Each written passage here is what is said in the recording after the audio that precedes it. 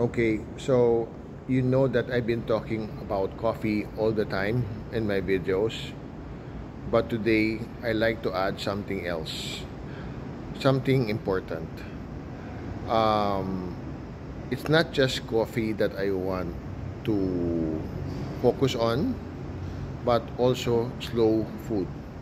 Now, for those who don't know what slow food means, it's the opposite of fast food, meaning the food are organic, the food are healthy, the food came from sustainable farming, etc., etc. For those who wants to deep dive into that, you can go Google it and ask your um, Chat GPT or Gemini more about that.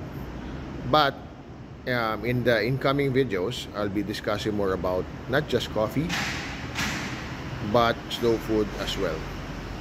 So when it comes to slow food, it's not just your regular meal. It will also involve coffee. It will also involve marine life, fruits, vegetables, anything that you can consume is part of slow food. So yes, I still be part of coffee, but I will add a few more food products that you will like to be part of your daily lives, because I believe most of us want to eat healthy and live healthy. So let me know if you like to know more about this topic, because it's not just coffee anymore, but more of organic slow food and helping climate change as well, helping smallholder farmers, and not just coffee smallholder farmers.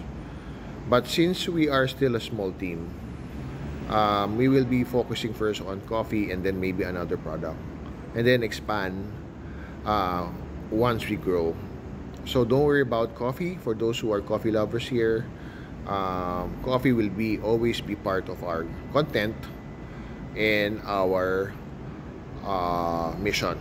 Okay, so yeah, coffee lovers, it's still good news. You're still gonna get updates from me, and we just like to add a few more so that to add some variety and options for you guys. Okay, so let me know in your comments what do you think about slow food. Would you like to be part of it? Because it's coffee is one of them, and I'm sure you're gonna love it.